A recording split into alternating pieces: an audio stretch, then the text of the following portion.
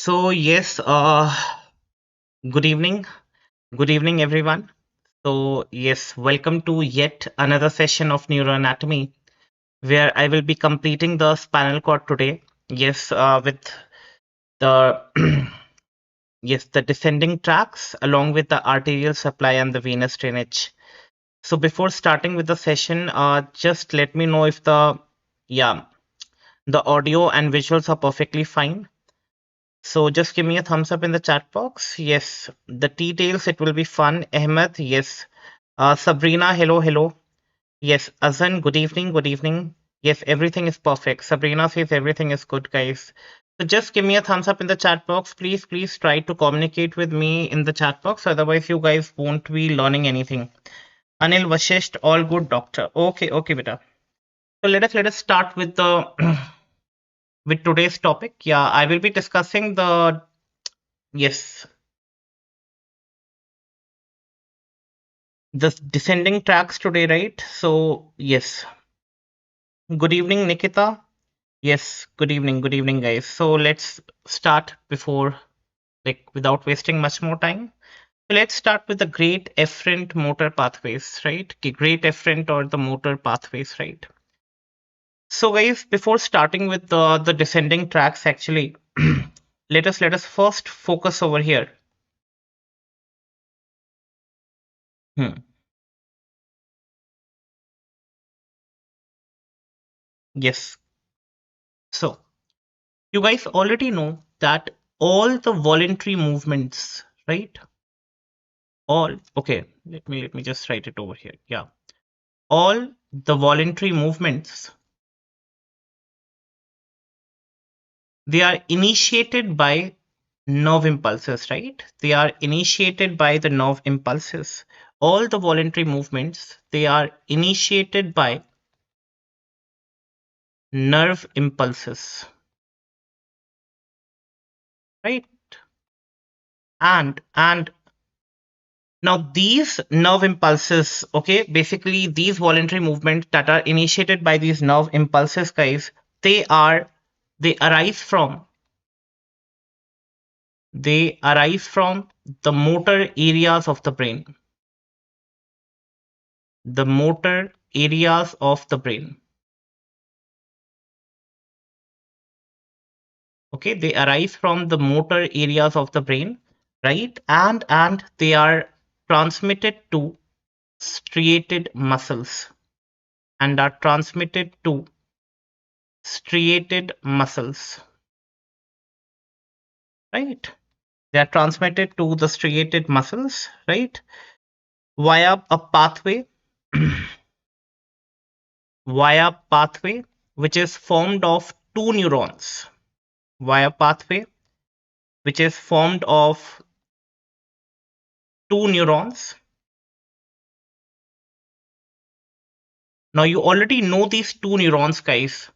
Yes, you already know these two neurons. And let me just try to highlight this. This is the upper motor neurons.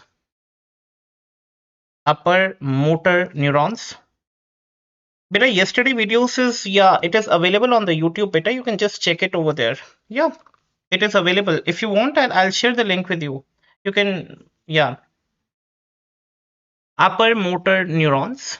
And yes, we have the lower motor neurons. Lower motor neurons. Now, guys, I will be like more focusing on this upper motor neurons as of now. Yes, the upper motor neurons, right? So these upper motor neurons are basically the motor cells. Yeah. Hmm. Now, in the descending tracks, guys, I will be like focusing on these upper motor neurons. And remember, guys, these upper motor neurons that you have to like study over here. Yes, it is basically of these two types beta over here. Now you guys already know that there are the motor cells of the cerebral cortex, right? And the subcortical centers.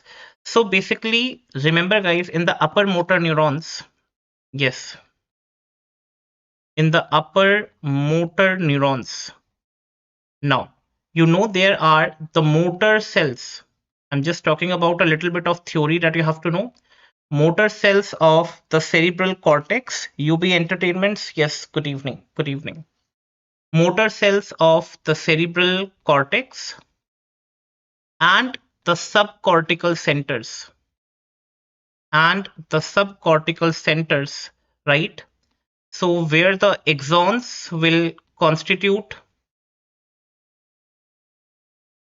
they will make pyramids, right?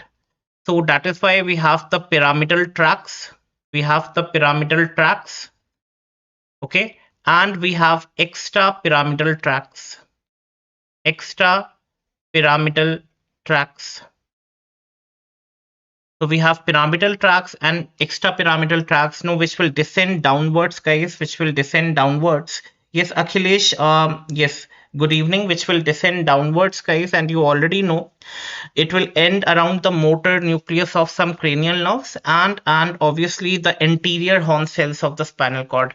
So they are going up to the motor nucleus of these the cranial nerves, right? How many cranial nerves are there, guys? Just try to comment in the chat box. How many cranial nerves are there? Just try to comment in the chat box. And yeah, the we have the anterior horn cells of the spinal cord. So yes, let us just start. Yes, UB Entertainment, it's right. It is the 12 pairs are there. Osama, very good, very good, very good, guys. So I will be, yeah, starting with these descending tracks, and these descending tracks are basically the pyramidal tracks that I will be talking about. Okay, and remember, guys, the pyramidal tracks basically they are of yeah, two types. The pyramidal tracks are basically again of two types, guys. The very first one, it is the corticospinal tract, corticospinal tract, and the other one, guys, that you have to remember, it is the corticobulbar tract, corticobulbar tract. Now, these pyramidal tracts, what are these, guys? Basically, these are the bundles of the nerve fibers, right? They are arising from the cerebral cortex, okay? And guys, they are descending without interruption to rely on the motor nuclei of the cranial nerves or to the brainstem. Brainstem basically constitute of what parts, guys? Just try to type in the chat box. Brainstem constitutes about what parts of the brain? So that is something which we will see over here right now. Yes, that we will see over here right now. Yes. So now we will start. Yesterday, beta. Yesterday we have discussed our yes. Nahin, nahin, nahin, nahin. UBN. Yes. Midbrain, pons, and medulla. Very good, Osama. Very good. Yesterday we have just like seen the spinocerebellar tracts, all the descending tracts. I mean, all the yeah, all the ascending tracks we have seen yesterday, guys, and today we are going to focus on the descending tracks. And the very first track that we are going to discuss today, that is the corticospinal tract. That is the corticospinal tract, guys. Now let us start. Yes, UB Entertainments, it's right, it's right. So let us start with the corticospinal tract, guys. Now corticospinal tract, it is part of the pyramidal tract. It is part of pyramidal tract. Remember, ending around the anterior horn cells of the spinal cord. Anterior horn cells of spinal cord. So let us just try to see how this pathway looks like. Let us just try to see how this pathway looks like. Yes, Savitri Patel, very good, Peter. Let us just try to see how this pathway works, and we are gonna see it like over here. Now, guys, the very first thing you have to remember over here, the origin, guys, the origin. How? Now, guys, again, I'm telling you, it is a descending tract. Obviously, it will be coming from the brain, okay? And yes, the very important part, the origin that you have to remember. So it arises known as the axons of the motor cortex, guys. So it arises as the axons of this motor cortex, right? So let us just try to write down this. This is the motor area number 4. I will be coming to this when I will be discussing the brain, but as of now, remember it is motor area 4. right?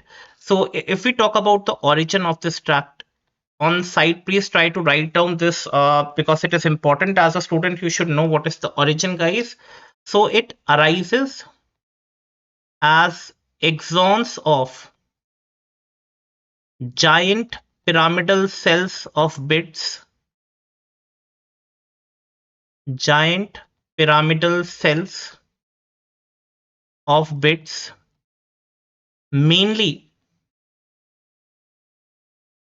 from upper two-third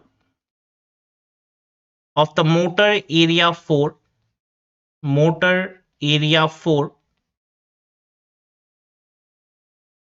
in pre-central gyrus. I will be talking about all these terms, yes, when I will be discussing regarding the brain. As of now, remember that there is in the sensory cortex we have this motor area number 4. Yes, the motor cortex actually, where these neurons will be coming over here. The bundles of neurons will be coming, right? Again in the form of this radiations, again in the form of these radiations. And remember, what is the name given to these radiations, guys? Can anyone tell me what is the name given to these radiations? Yes, I'm waiting for your answers. We have already discussed this in the ascending track also. Yes, Asan, very good, beta. It is the corona radiata, beta. It is the, yes. Okay, I'll just try to draw it like very simple lines. No need to draw like something very fancy. Yeah, these are nothing but these corona radiata. These are nothing but these corona radiata. So this is corona radiata. These are the axons, okay, which are arising from this motor area number 4. Yes, Shakil Ahmed, very good. Osama, very good. So this is nothing but this is the corona radiata. I have already told you this corona radiata is not only the descending fibers, it can be ascending fibers as well, right? Both the fibers, they are like from one point they are diverging to like this, and that is something giving rise to the radiations of the sun. That is something which is referred over here as the corona radiata, right? Corona radiata. Now what will happen, guys? What will happen? This corona radiata, now what will happen in the cerebral hemisphere? In the cerebral hemisphere, no, from the motor area 4, they have actually so if we talk about the pathway over here, if we talk about the pathway, so in short, I will be writing about the pathway also. Now, what is happening in the cerebral hemisphere? What is happening? These fibers, now from the cerebral hemisphere, I mean the cerebral hemisphere. Okay, what is happening, guys? Yes, they are first descending, like from this motor area 4. Motor area 4.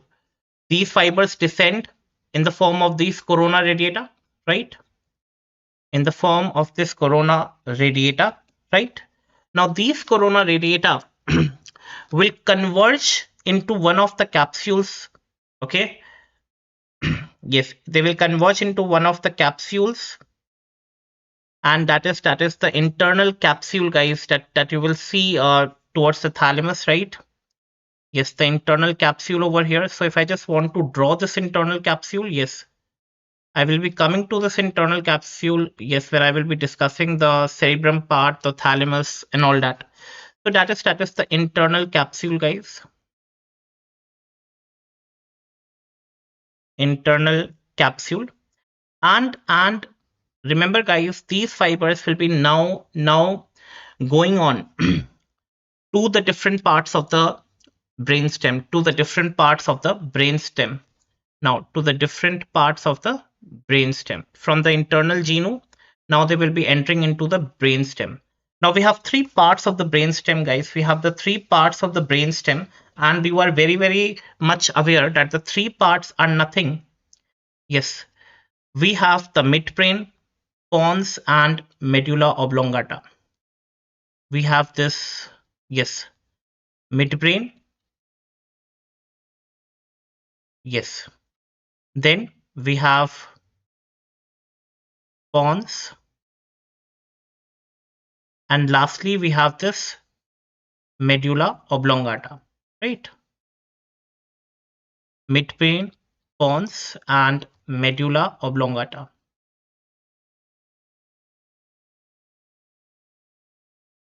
So these are the parts of the brain stem.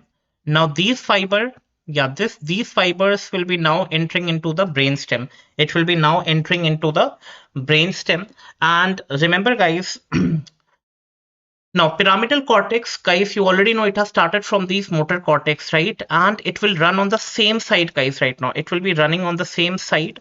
Okay, it will be running on the same side. Okay, so yes, it will be running on the same side, guys. It is not decussating right now. It is not decussating. Now, when these fibers, they will reach the medulla oblongata, guys. Okay, now specifically, if I'm telling you the lower part of the medulla oblongata, I'm not talking about the upper part. I'm talking about the lower part of the medulla oblongata. At the lower part of the medulla oblongata, guys, these fibers, I mean, 75 to 85% of these fibers will be decussating to the other side. Okay, they will be coming to the other side. Rest 10 to 15% will be going towards the same side, will be going towards the same side. So yes, now this is called as pyramidal decussation. It is called as pyramidal decussation. And you guys already know that pyramidal decussation, it has occurred at the level of the lower part of medulla oblongata.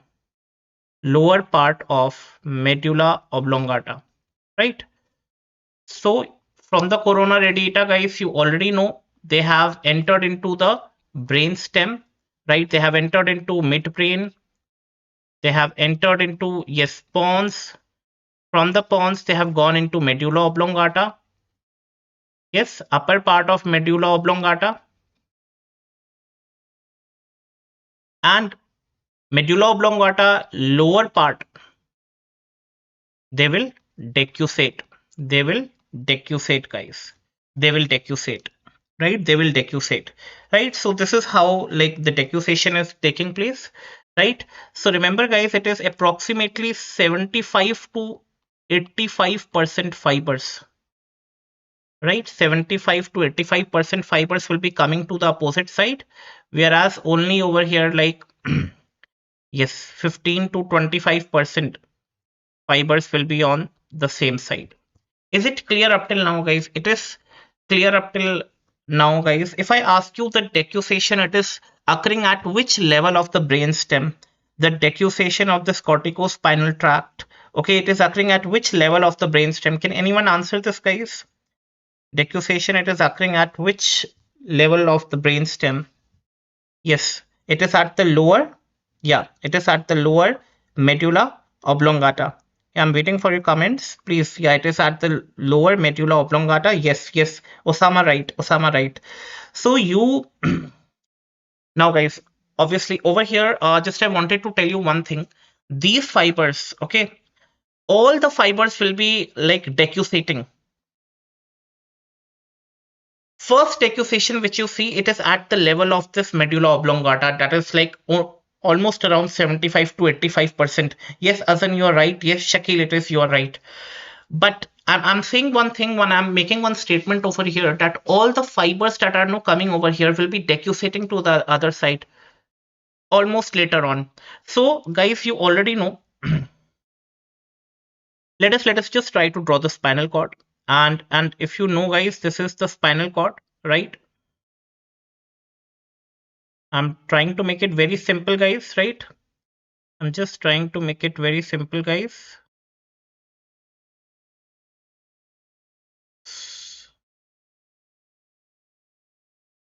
Hmm. Now this is the level of the spinal cord, guys. This is at the level of spinal cord. Now what is happening over here, guys? What is happening over here? Can you tell me which horn of the spinal cord is this? Which horn of the spinal cord is this?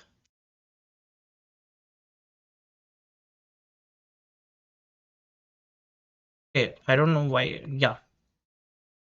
Okay, can you tell me which horn of the spinal cord is this? Anyone in the chat box who would like to address this? Which horn of the spinal cord is this? चलो ये तो बता ही दो, ये तो कल ही बताया, ये तो बार बार we have discussed it a lot number of times, guys. So just let me know which horn of the spinal cord is this. Yes, Medstan, very good. It is the anterior horn of the spinal cord. It is the anterior horn of the gray matter of the spinal cord. Yes, Asan, very good, beta. It is the anterior horn of the gray matter of the spinal cord. So guys, remember, now what is happening, guys? Yes, in this anterior horn, or I can say the ventral horn, yes, Mondoriti, Osama, very good. We have some like the lateral nuclei, right? And the lower motor neurons are basically coming out of here from this ventral horn only, right? So what is happening? What is happening, guys? What is happening? Yes, we have the lower motor neurons over here, right? Which are coming from over here. So yes,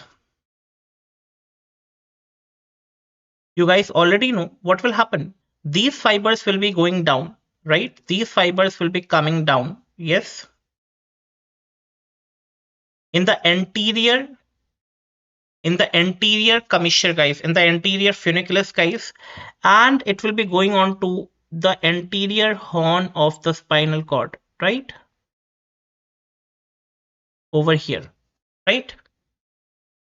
And guys, these fibers which are coming from here, guys, these fibers which are now coming from here, which I've just drawn like this, just try to make it like more lateral, guys. They will also come on to the lateral part, and they will be like ending over here in the anterior horn of the spinal cord. So obviously, okay, this 75 to 85% of the fibers, it is coming into which bundle or which funiculus of the white matter, guys? Just tell me. They are coming into which funiculus or which matter? I mean, uh, obviously it is the white matter. Which white matter it is? It is anterior, it is posterior or lateral, guys?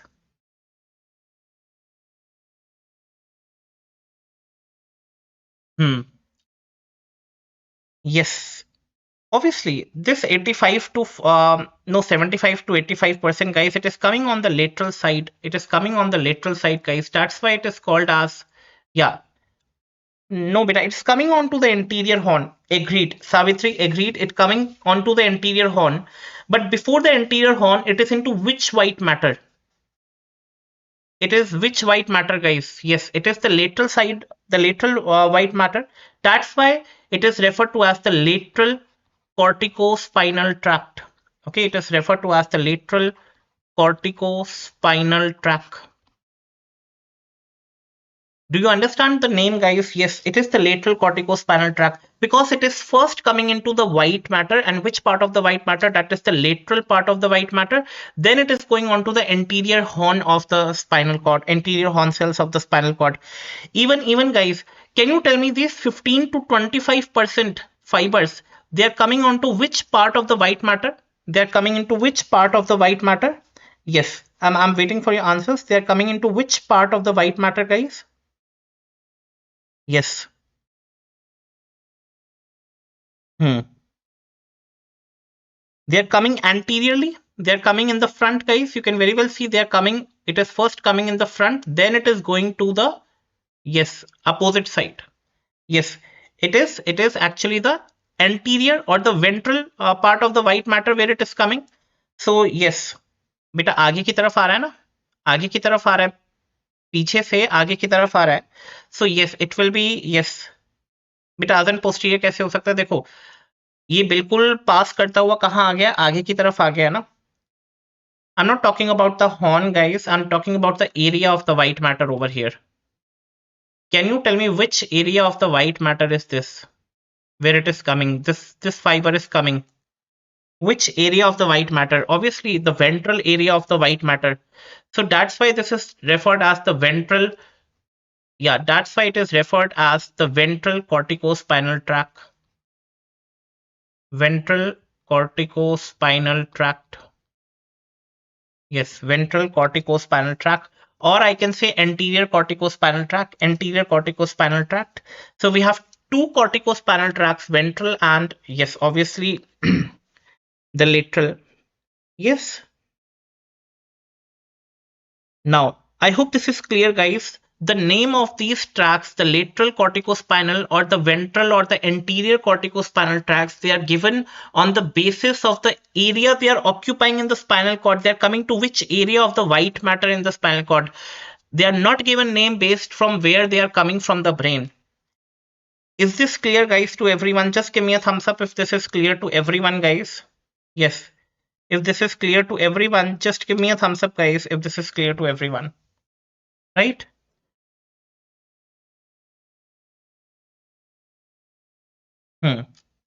Shakeel okay अब lateral corticospinal tract बेहतर देखो 85 75 से 85% fibres तो white matter में ही पहले आए ना, और व्हाइट मैटर का कौन सा पार्ट है? Lateral part. और वहां से कहा गए? एंटीरियर हॉर्न में। ये वाले फाइबर्स जो हैं पहले ये एंटीरियर व्हाइट मैटर में आए और फिर ये कहा गए अपोजिट साइड उसी एंटीरियर हॉर्न सेल्स में, right? So that is something you guys have to remember when we say ventral corticospinal tract or lateral corticospinal tract. Almost, guys, these 100% fibers are decussating. But if I ask you guys, what is the difference between the ventral and the anterior or ventral or the lateral corticospinal tract? What you will say? Ventral corticospinal tract, it is decussating at the level of, okay, ventral corticospinal tract, it is decussating at the level of, चलो इसका answer बताओ जल्दी से। चलो, yes, it is decussating at the level of the spinal cord only. Yes, yes, anterior part, I mean of the white matter, right, or at the level of the spinal cord. But if I fail the lateral corticospinal tract, it is decussating at the level of the lower part of the medulla oblongata, the lower part of the medulla oblongata.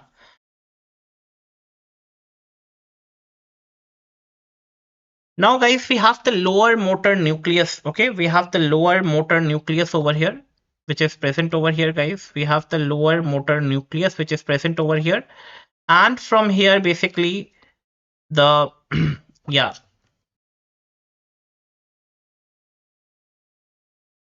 Yes, the lower motor neuron coming from the lateral nucleus and the lower motor neuron coming from the ventral nucleus.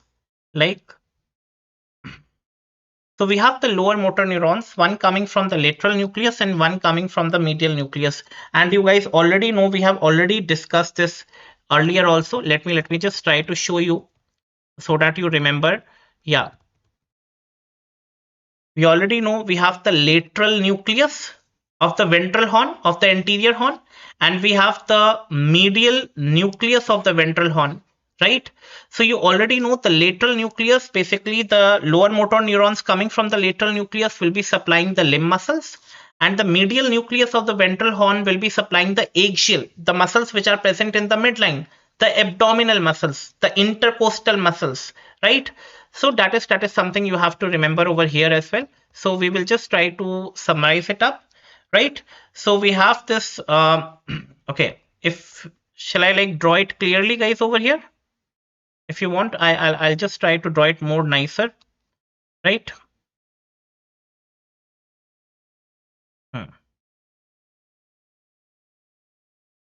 Right? So you guys already know this is coming over here. Yes, the ventral, it will relay into this ventral nucleus, and this will come and relay into the lateral nucleus. From the lateral nucleus, basically the lower motor neurons will come, and from the medial nucleus, the lower motor neurons will come. So remember this is which nucleus, guys, over here. Let us just try to see this. Yes.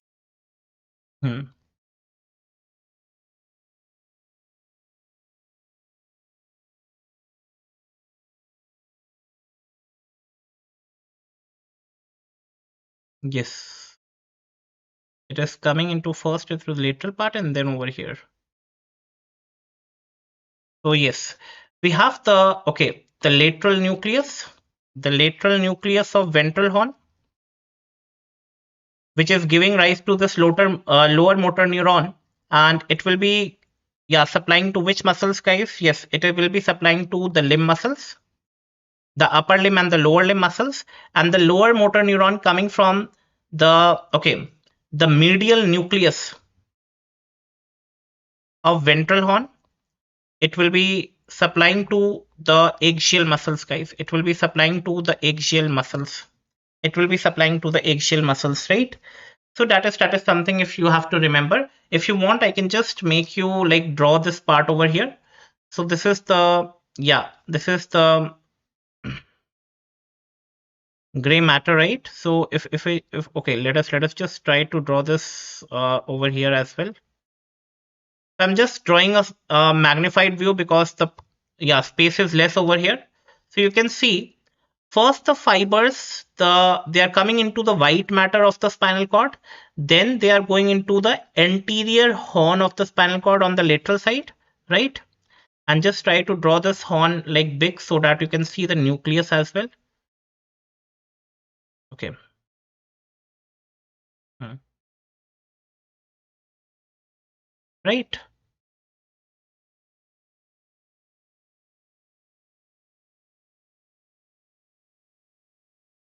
Okay, like happened today.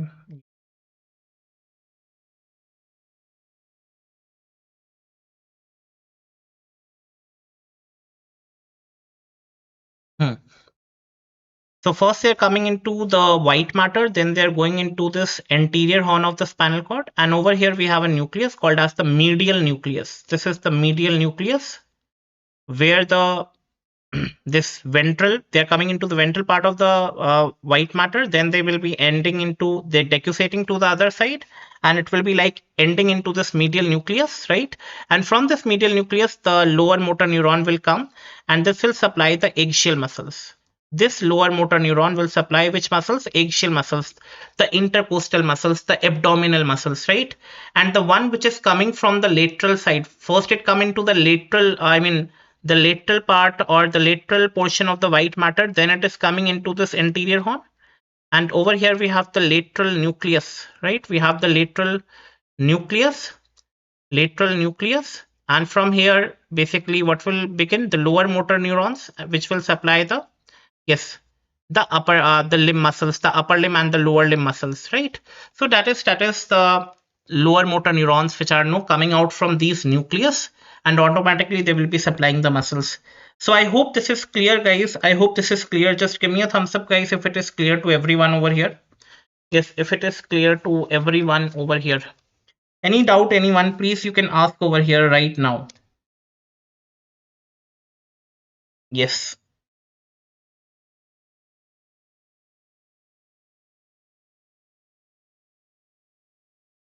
I hope it is clear. Just give me a thumbs up, guys, if you have drawn this. Yes.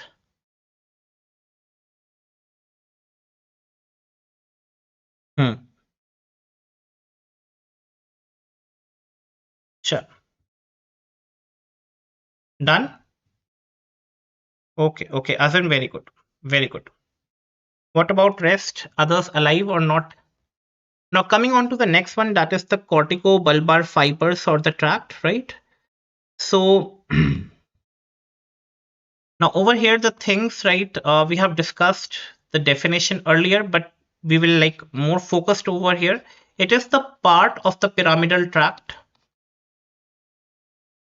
It is the part of the pyramidal tract, right? Whose fibers relay, the fibers will relay or end, right, on the motor nuclei, motor nuclei or motor nucleus of the cranial nerves, of the cranial nerves, and that too of opposite side, that too of opposite side.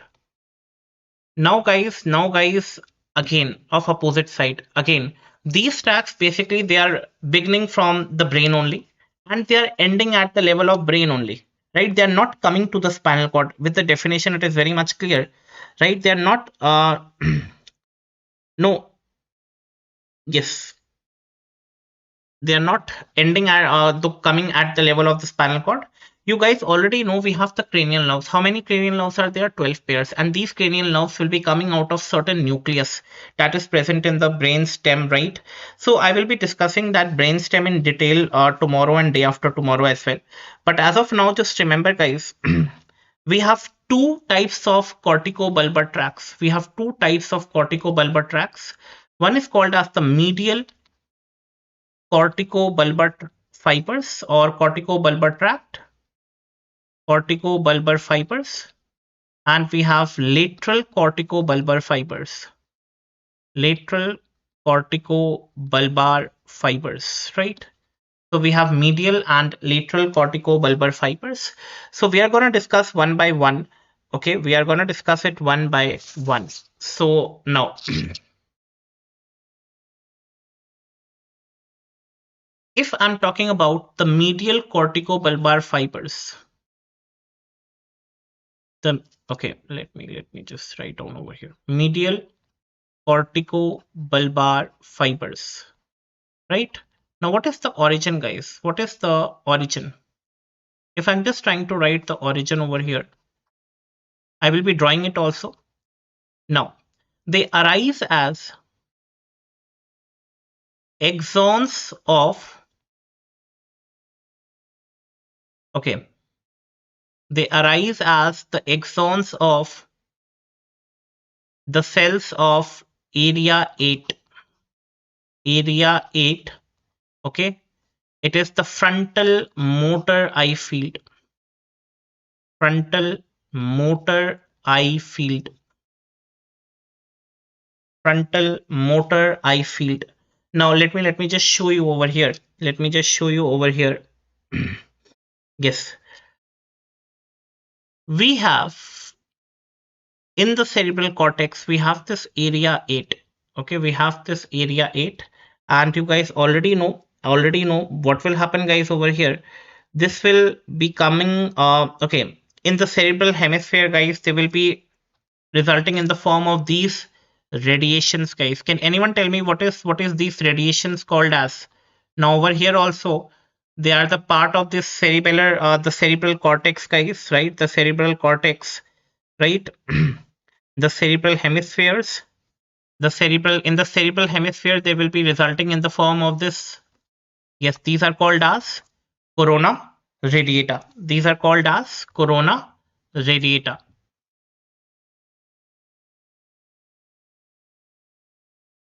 Yes, right. Shakil Ahmed, right. The corona radiata now. They will be passing on to, yes, one of the genus of the, they will be like passing into one of the genu, right?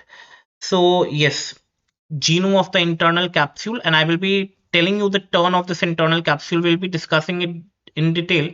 It is called as the internal genu of, okay, or I can simply call it as the genome of the internal capsule.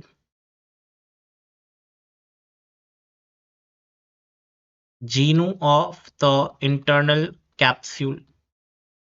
Now what will happen, guys? These fibers will be passing from this genome, and now they will be coming into what part? Okay, they will be coming into brainstem. And which is the first part of the brainstem over here? Yes, we have, yeah, we have the midbrain, right? We will have this midbrain over here. We will have this midbrain over here. And what will happen, guys? Now let us suppose that this is the midline of the body. This is the midline of the body. Now at the level of the midbrain, guys, at the level of the midbrain, yes, they descend in the medial part of the crust, basically very much closer to the midline of the body, right? Very much closer to the midline of the body. Okay. And yeah, they will be giving off the branches over here, guys. They will be giving off the branches. Yes, the third, fourth, and the sixth cranial nerve, right? And that is yeah, will be ending on to the third nucleus over here, right? The third cranial nerve, okay, will be ending into, yeah, the nucleus of this fourth cranial nerve, which is at the level of midbrain. I hope you all remember the third and the fourth one, they arise from the midbrain, right? And one at the level of pons, guys. One at the level of the pons. One at the level of the pons over here. And you already know the answer over here, that yes, they will be going like this, and they will be, yeah, It will be the nucleus of the sixth cranial nerve. Nucleus of the sixth cranial nerve. Now, guys, can anyone tell me what is this third cranial nerve, the fourth cranial nerve, and the sixth cranial nerve? Names of these nerves. The third, yes, the fourth, and the sixth cranial nerve. You already know these fibers are coming from the cerebrum. Okay, they are coming cerebrum के नीचे मैंने आप लोग को बताया था we have the thalamus part, we have the internal capsule, right? And from there we below we have the brainstem, and brainstem has three parts: the midbrain, pons, and medulla oblongata.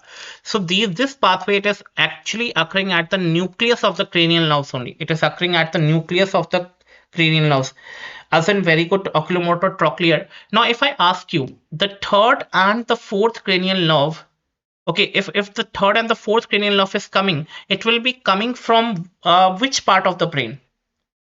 And abducens will be coming from which part of the brain? If the nucleus of the third and the fourth one it is present in the midbrain, obviously, guys, the nerves will be coming from here only. So this is the medial corticobulbar fibers. This is the medial corticobulbar fibers. And similarly, we have the lateral corticobulbar fibers also. We have the lateral, yes, corticobulbar fibers. Now, this lateral corticobulbar fibers, again, we have an origin over here, guys. Again, we have an origin. And let me just, yes, 3 and 4 from the midbrain. Very good, Asan. And what about the abducens wala part? They are entering into the nucleus of third cranial nerve. Third cranial nerve. This is the nucleus of the fourth cranial nerve. Nucleus of fourth cranial nerve. And this is the nucleus of sixth cranial nerve. Nucleus of sixth cranial nerve. Right? Yes, six from the pons. Yes. Right. Now coming on to the lateral corticobulbar fibers. Now this lateral corticobulbar fibers, they arise as axons of area number 4, the motor area 4, right? So let us just try to draw this as well, and it is like very simple, guys. You already know this, right? So if you just want to talk about the origin, guys, let us suppose this is the motor area 4. Yeah, let us, yeah, draw it like very simple, guys. Try to be very simple, guys. It is, yeah, the motor area 4. The motor area 8, basically the third, fourth, and the sixth, basically they're ending these fibers, right? The medial corticobulbar fibers, these are the medial corticobulbar fibers, right? These are the medial corticobulbar fibers, right? And the lateral one, guys, it is arising as axons of the cells in the lower one third of the motor area number 4. Motor area number 4. Okay, now, guys, the fibers will descend again in the form of this radiations. And can anyone tell me what are these radiation termed as? I have already discussed with you guys like multiple number of times. Yes, what are these radiations termed as? Yes, these are the corona radiata. These are corona radiata. Corona radiata. Now, in the cerebral hemisphere, right, these fibers descend in the corona radiata. Then again, they will come into the genu of this internal capsule, right? So, yes, they will again come into,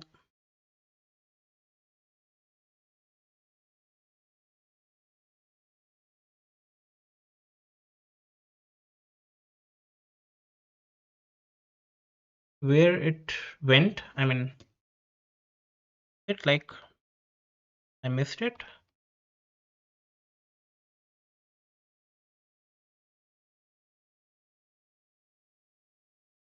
Okay. Mhm. I don't know where that slide went, right?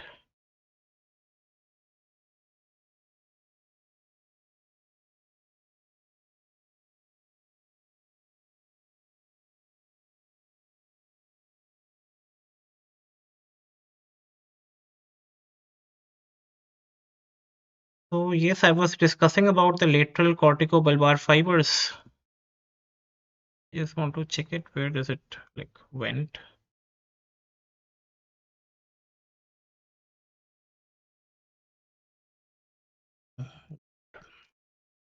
I think it got deleted. Anyhow. Anyways, guys. So we were discussing about this lateral corticobulbar tract, right? So yes, these corticobulbar fibers, basically they are coming from, you can just like draw it from here, from the motor area 4, right? They are coming from this motor area number 4, the lower part of this motor area number 4, and they will be converging. Yes, obviously these are called as this corona radiata. These are called as corona radiata. Now, from this corona radiata, guys, from this corona radiata, they will go into the internal genome, I mean, the genome of this internal capsule, right? So we have the genome of internal capsule in the thalamus part, right? Now, what will happen, guys? What will happen?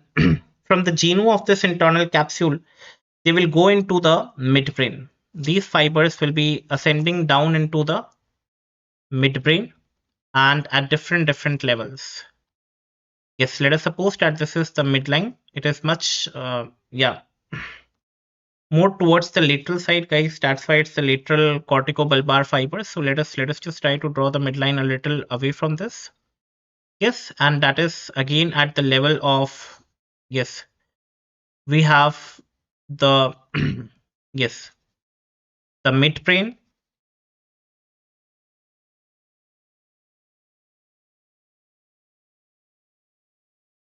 pons,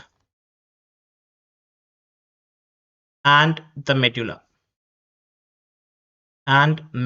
oblongata, right?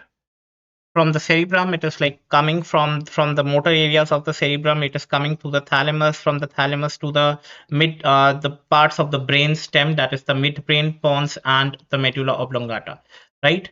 So like they will be diverging to the other side, guys, as already discussed earlier. Now, guys, now in the pons and medulla, guys, now not at the level of this midbrain. So they are descending at the lateral side of the midbrain, right? Lateral part of the crus cerebri in the midbrain. In the pons and medulla, guys, in the pons and medulla, in the pons, it will be giving rise to, yes, the fifth, guys, yes, it will be ending on to the nucleus of the fifth cranial nerve, right? And also to the nucleus of the seventh cranial nerve. Nucleus of the seventh cranial nerve. Nucleus of the seventh cranial nerve. And yes, in the medulla oblongata, obviously it will be ending into the four main nucleus. And let me just draw it a little big, yes, so that I can show you guys.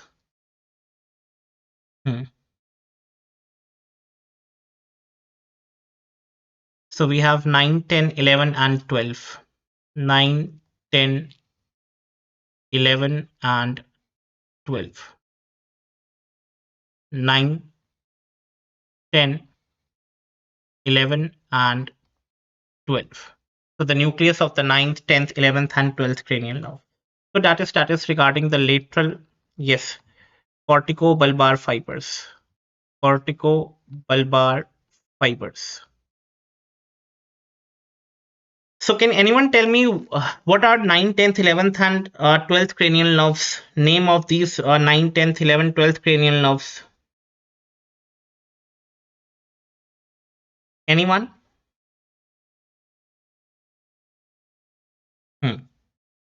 Sure.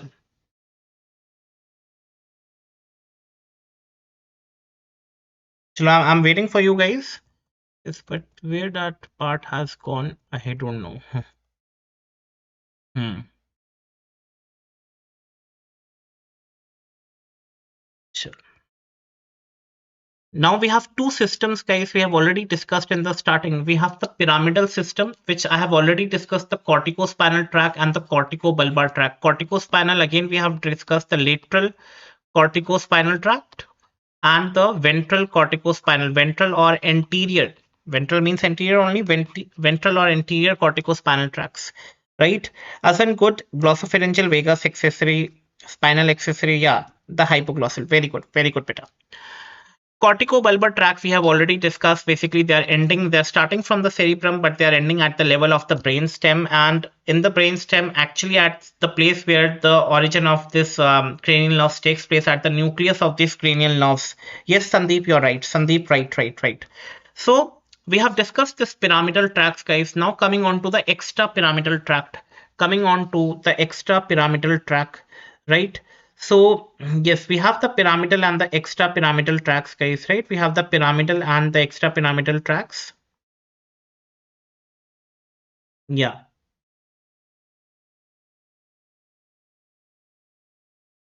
Now, can anyone tell me what is the difference between the pyramidal, Osama, very good, and the extrapyramidal tract?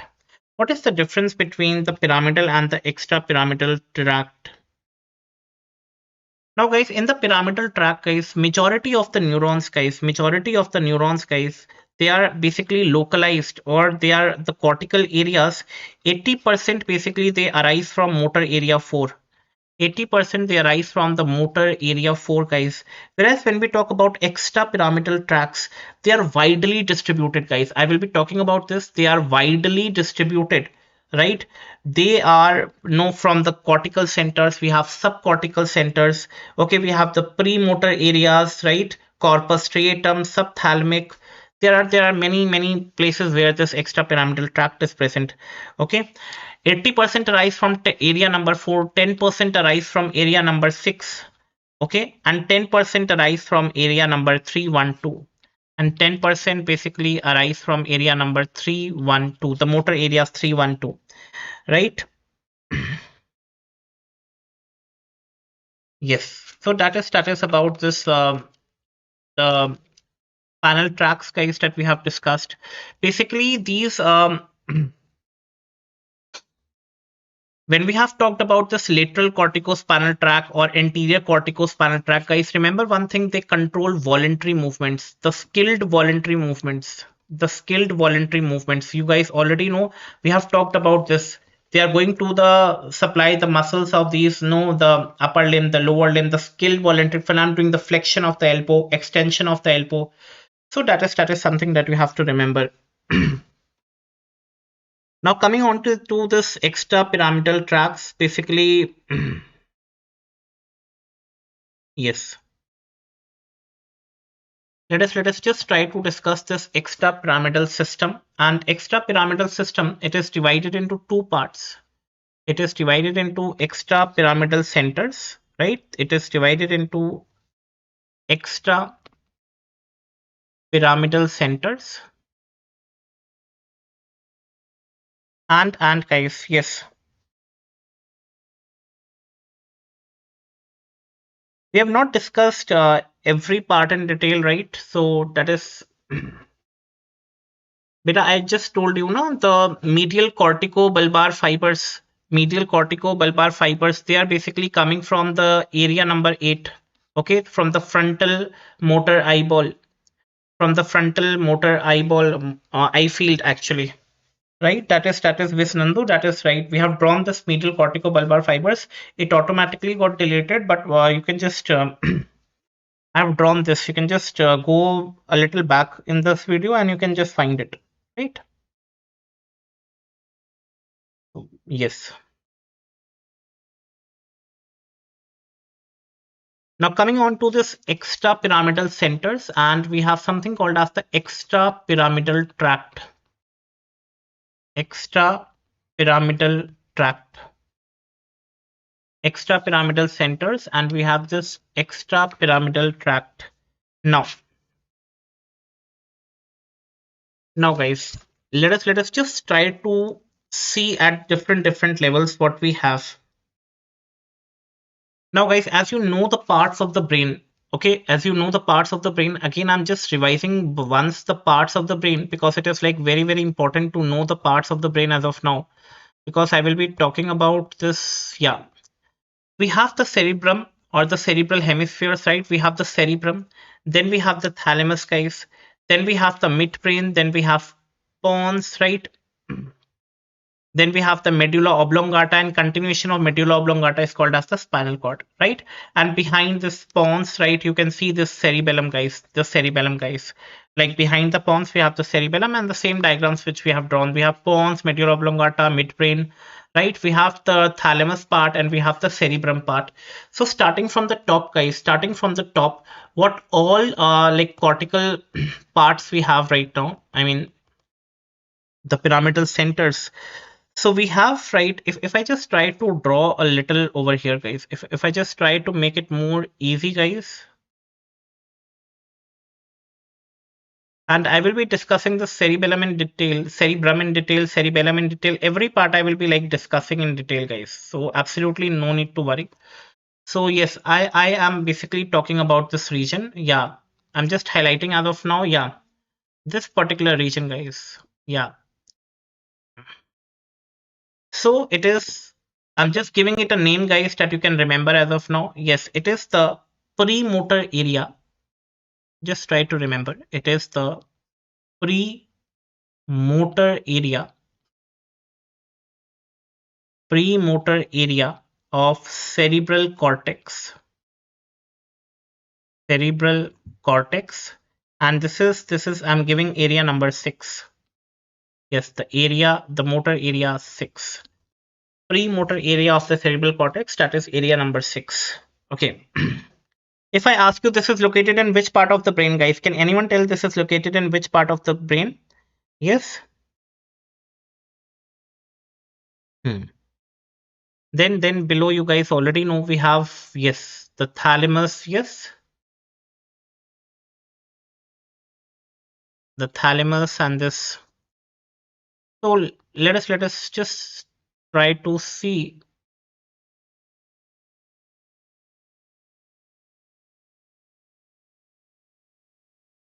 Hmm. हाँ ठीक है बेटा अभी तो बताया ये cerebral cortex cerebrum में ही तो होगा सेरिब्रम में ही तो होगा है ना ऊपर से स्टार्ट करो सेरिब्रम हो गया ना सेरिब्रल मोटर एरियाज वहीं पे प्रेजेंट है सारे के सारे will be discussing this motor areas no need to worry yes yes parietal lobe of the cerebrum, yes, it's right. Okay, then we have these, yes, a part which is like,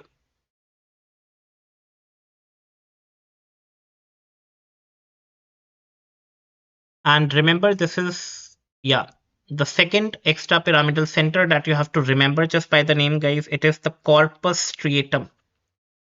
Can anyone tell me corpus striatum is which part of the brain? It is in which part of the brain? And we have two nucleus over here, guys. We have the caudate nuclei and we have lentiform nuclei. Lentiform nuclei. We have the caudate nuclei and we have the lentiform nuclei. Then we have something called as, just below the thalamus, we have this subthalamus. We have this subthalamus, guys. Again, we have the nucleus present in the subthalamus also, guys, and that is called as the subthalamic nucleus. In the subthalamus, we have subthalamic nucleus in subthalamus.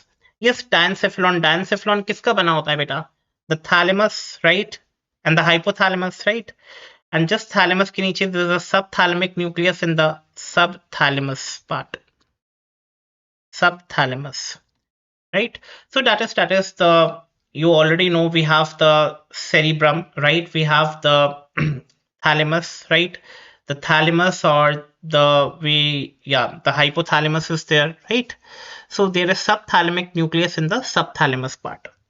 Now in the midbrain, guys, if you just if I take a transverse section of the midbrain, guys, it would be like this only, guys. It would be like this only. At the, I will be discussing about this. Yes, I will be discussing the midbrain tomorrow in detail, guys. The brain stem, please, with very basics. I will be teaching each and every parts like kids. Okay, so just try to attend, right? So we have a red nucleus. Okay, let me make it red, guys, so that it's like easier. So we have this, yes, this is the level of the midbrain, right? The midbrain, right? And in the midbrain, guys, this particular nucleus that I'm talking about, yes, this is called as the red nucleus, and that is in the midbrain, in the midbrain, red nucleus in the midbrain, right? We have a nucleus, guys, over here again in the midbrain, and that nucleus, yes, it is called as substantia nigra. It is called as substantia nigra. Substantia nigra, right? Again, it is in the midbrain, in the midbrain, in the midbrain, right? Apart from that, guys, two more nucleus that you have to remember, right? We have the inferior olivary nucleus in the medulla. I will be discussing the medulla tomorrow, guys. Yes, so I will be talking about this nucleus. As of now, just mention that we have the inferior olivary nucleus in the medulla. Okay, and one thing, that is the reticular formation. Okay, so there is something called as the nuclei of reticular formation in brainstem. Reticular formation in brain stem. So that reticular formation, I will be talking about this tomorrow. As of now, just mention these are the extrapyramidal centers, no, which are there in our body, and at the levels of the cerebrum, the thalamus, the hypothalamus, at the level of the midbrain, we have two, the red nucleus and the substantia nigra. और midbrain से नीचे क्या आएगा, pons आएगा, pons के नीचे फिर medulla oblongata. ठीक है, in the medulla oblongata we have this inferior olivary nucleus, and we have like, yes, yes. Hmm. So that is something that you have to remember about the extrapyramidal system, and that is the extrapyramidal centers that we have like talked about. Right, now coming on to the extrapyramidal tracts again, guys, very important over here, the extrapyramidal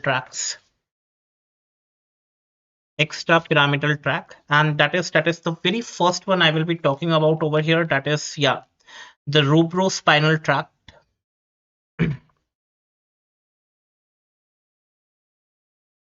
The first one that I will be talking about over here, that is the rubrospinal tract.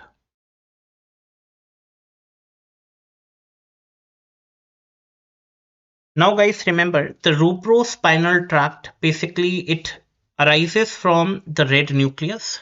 Okay, if I just say about the origin, it is from the red nucleus. The red nucleus. And can anyone tell me the red nucleus, it is present in which part of the brain? The red nucleus, it is present in which part of the brain, guys?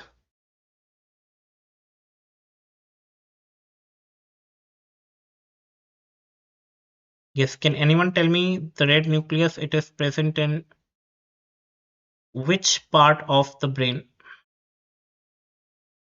Yes, the midbrain, guys. Very good, Sandeep. Very good. So we have this red nucleus, guys. So let me just try to draw it over here. Yes, we have this red nucleus. Yeah. So I'm just trying to mark it as the red nucleus. So this tract will be starting at the level of this red nucleus, and it will again cross onto the opposite side. Let us suppose that this is the midline of the body.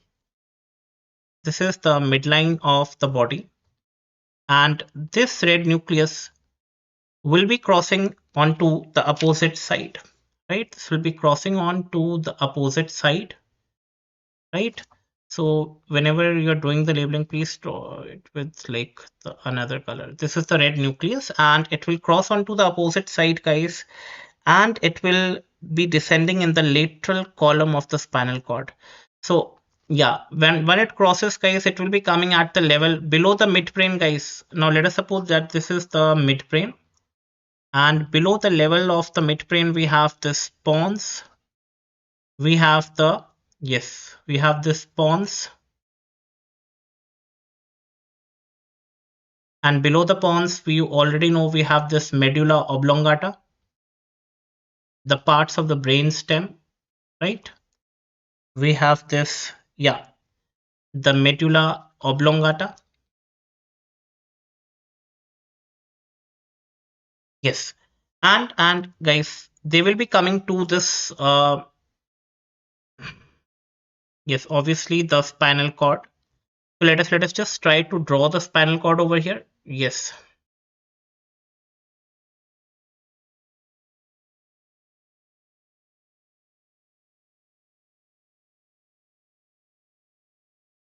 Hmm. Try to draw it like as simple as you can. Yeah.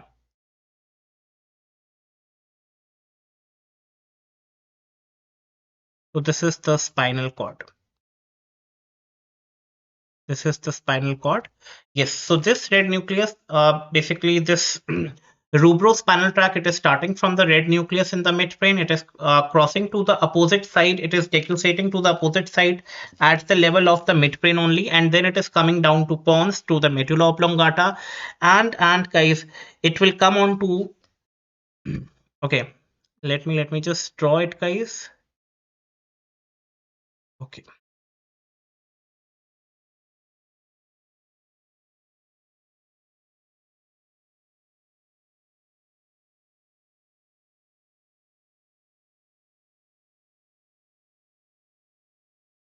Between we have the central canal, and remember guys that this is coming on to. Yes, it is coming on to which part, guys? That is the lateral part. Okay, or it is coming on to the lateral column of the spinal cord, and this is nothing but, yes, the rubrospinal tract. This is nothing but the rubrospinal tract. Very simple, rubrospinal tract.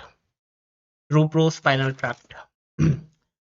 Now, guys, what is the function of this rubrospinal tract? Again, a very important question that you have to remember, that this rubrospinal tract, remember, guys, it facilitates the flexors and inhibit extensors. Guys, you already know this movement when you are decreasing the angle at the joint, this is called as flexion and this is called as extension. So it is like trying to facilitate the flexion movement and it is trying to inhibit the extension at that particular point, and that is the this rubrospinal tract, right? So yes, it is coming from the red nucleus, that's why it is named as the rubrospinal tract, right? So I hope this is clear, guys. Just give me a thumbs up in the chat box. Just give me a thumbs up in the chat box if this is clear, guys. Yes.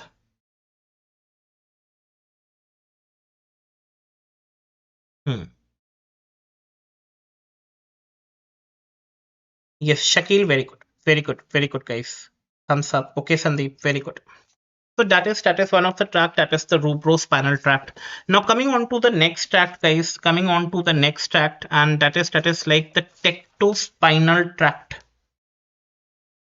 The tectospinal tract.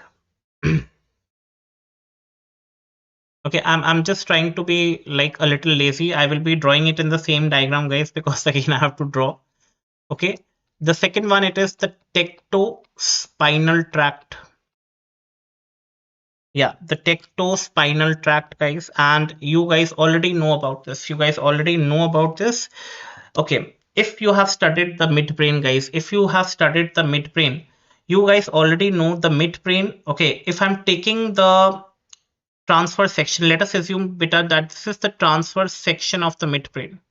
This is the transverse section of midbrain, okay, which I have just like drawn over here at the level of superior colliculus. So remember, guys, I will be talking about the superior colliculus, so no need to worry. It is at level of superior colliculus. Superior colliculus. So remember, guys, This midbrain, it is divided into three parts, beta. It is divided into three parts. Let me draw the superior colliculus over here. Yes, we have this superior colliculus, SC, and this SC is, you have to remember, it is superior colliculus. So this section of the transverse section is taken at the level of this superior colliculus. Superior colliculus. And guys, I will be discussing the mid brain like day after tomorrow. Tomorrow I will be discussing the medulla oblongata and the pons. Now guys, this is divided into three parts. This is like divided, the midbrain, it is divided like in three parts, guys. The first part, which I have highlighted over here, it is called as the tectum. It is called as the tectum, guys. This is called as the tectum. Okay, this is called as tectum. This is called as tectum. Below we have tegmentum. We have tegmentum. Tegmentum. And the last part, guys, the last part, it is called as, yes, or I will just write it over here. Yes, all the parts.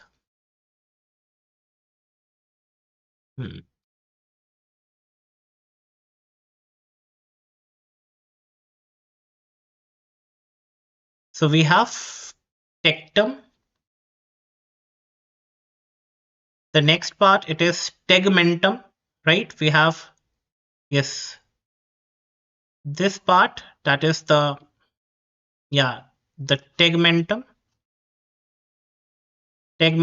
And below we have, yes, the cerebral peduncles. The cerebral peduncles. So we have three parts of the midbrain, guys, as you have to remember. Yeah, we have tectum, tegmentum, and the cerebral peduncles. Right? Yes, Karan Jain, it is right. Right. The cerebral peduncles, guys. Now the red nucleus, it is like crisscrossing in the same way over here, which you can see, and it's coming onto the lateral. It's ending into the lateral. Yeah, it is coming into the lateral column of the, descends in the lateral column of the spinal cord, and ultimately it will now relay the impulses to the anterior horn cells of the spinal cord. So basically it is carrying it from the corpus striatum and cerebellum now to this part, the anterior horn cells of the spinal cord ultimately, right? But over here, just I want to tell about one more pathway, that is the tectospinal pathway. So tectospinal pathway, guys, from where it will begin? Just tell me, guys, tectospinal pathway, where from which part of the midbrain it will begin, guys? Tell me.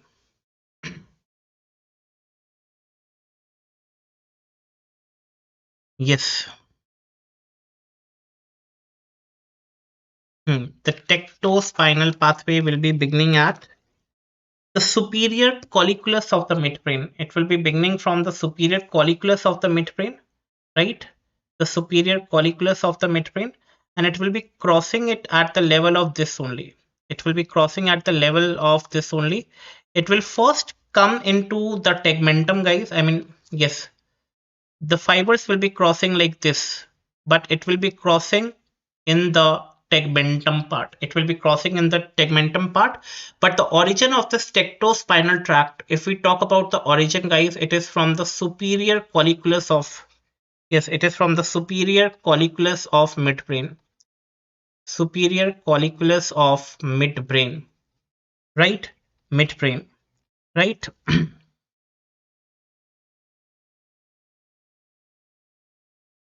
So they are crossing at this level, guys. Status again, you can see even the red nucleus, they are crossing in this tegmentum region only. They are crossing in this tegmentum region only. I've drawn only one side, guys. You already know there is always the other side. So they are crossing in the other region, and it is again coming into the lateral horn of the spinal cord. So the red nucleus, I mean the rubrospinal tract, which I have drawn, yeah, it is like the crossing over, it is taking place in the tegmentum of the midbrain. Even this the tectospinal tract, the crossing is taking place in the tegmentum part, although they are no arising from the tectum or the superior colliculus part, but the crossing over basically it is taking place in this tegmentum part only, right? Now this tectospinal tract will descend into the anterior column of the this spinal cord. Now when I say anterior column of the spinal cord, I hope you guys already know I'm talking about this particular column. It will come into the anterior column of the spinal cord, right? So both these fibers will be like, I'm just drawing one, but you know already they will be coming into this anterior column of the spinal cord. So this is called as the tectospinal tract. Tectospinal tract. So in the if we just look at the spinal cord only, so this is the rubrospinal tract and this is the tectospinal tract. Is this clear, guys, to everyone? Is this clear, guys, to everyone over here? The two tracks which I have drawn right now in front of you.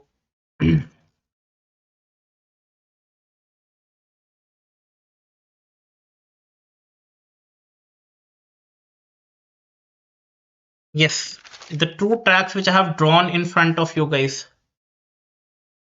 Sandeep, yeah, okay, guys. So the two tracks, like you can just see one coming into the lateral column, that is the rubrospinal, one coming into the anterior column, that is the tectospinal. Now, what is the function of this tectospinal tract, guys? Again, very important question from the NEET PG point of view as well. Now, guys, you already know when I say function, guys. Now, the function, what is the function of this particular tract, guys? So it coordinates the movement, or basically it is for visual reflexes, guys. It is for visual reflexes, and remember, guys, it is controlling the coordinated movement of head and neck based on visual stimulus. Now, guys, this is something which is very important. Now, guys, whenever someone is calling me from behind, I will try to look like this. The head and neck will be going, like the eyes will be moving along with the head and neck. So again, guys, this is something very important. That is the visual reflexes, right?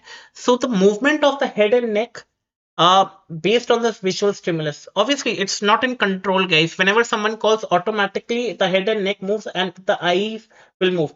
Although you can keep your eyes in the front, and no, you can just try to, or you can just like move your eyes and you can keep your head and neck in front. So that is something which is like a coordinated movement of the head and neck, right? Along with this eyeball. So that is by regulated by the tectospinal tract. That is regulated by the tectospinal tract, guys. Is this clear, everyone? Just give me a thumbs up, guys, if this is clear to everyone. Yes. The tectospinal tract.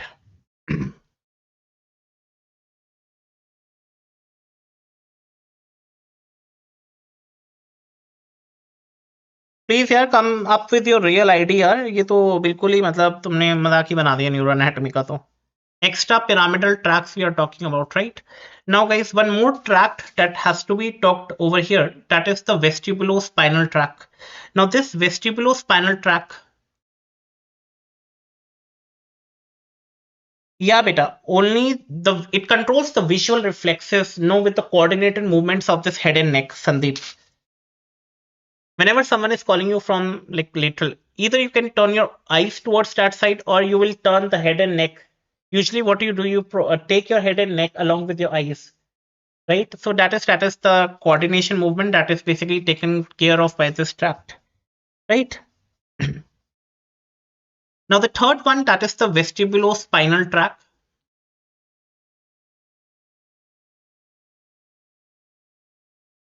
Vestibulospinal tract. Now these are these extra pyramidal tract, guys. Like we are talking about the vestibulospinal, tectospinal, rubrospinal. Now this vestibulospinal tract, basically it will be arising from the lateral vestibular nucleus in the pons. I'm just trying to draw it over here. We have the lateral vestibular nucleus in the pons. So this is the lateral vestibular nucleus in pons, right? Now it arises from this, the origin is the lateral vestibular nucleus from the pons, right? Now majority of these fibers beta are uncrossed. Majority of the fibers of the vestibulospinal tract, these are uncrossed, and guys, again these tract will be descending it into the anterior column of, yes, the spinal cord over here. So this is something referred as the vestibulospinal tract. Vestibulospinal tract, right? So they are coming into the anterior column of the spinal cord. Obviously, at the termination will be, they will be going on to the anterior horn cells later on. So majority of the fibers, these are uncrossed. They are coming directly into the anterior column of the spinal cord, the white matter, and that is anteriorly placed. And what is the function beta? It carries, okay, the function of this tract, it maintains the posture of our body. Now how it maintains the posture of our body? It facilitates, it facilitates the extensors and inhibits flexors, inhibits the flexors, right? So that is guys, you have to remember. For example, if you're normally sitting also, there has to be, you know, the back muscles has to be like extended just to make you sit properly. Even the normal hands, the extensor muscles are no working just to keep your hands normal like this. The interphalangeal parts like the normal like this, the normal hand like this, or just normally if you are sitting, normally if you are standing. So they facilitate the extension part, so just to give you a proper posture of the body, and that's why it's the postural part also, right? So that is something you have to remember about the vestibulospinal tract, that is occurring from originating from the vestibular nucleus in the pons, right? And that is occurring coming on to the anterior part of this. So I hope this is clear to you guys, right? I hope this is clear to you guys. Hmm.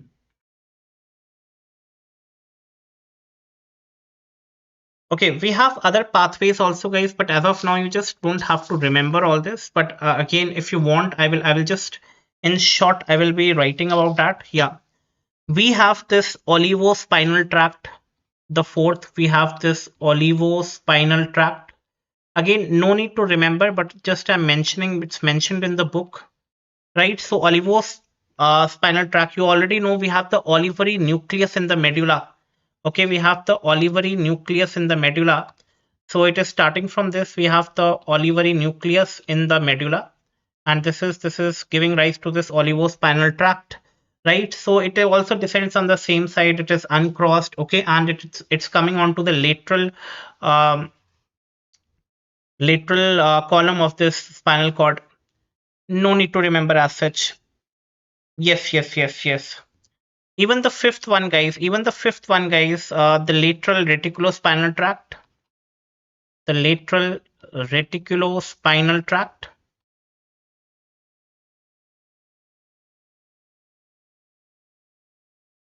and we have, yes, the medial reticulospinal tract,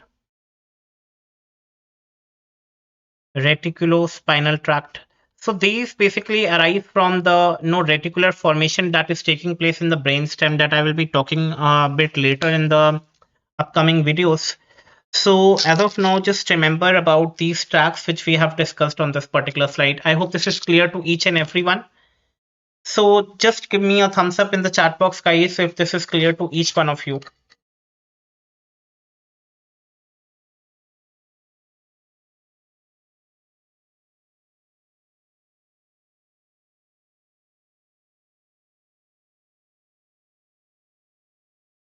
Hmm.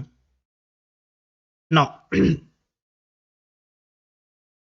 so we have discussed this very important topic today, guys. That is the great efferent or the motor pathway, the descending tracts, the pyramidal and the extrapyramidal tracts. Pyramidal we have discussed.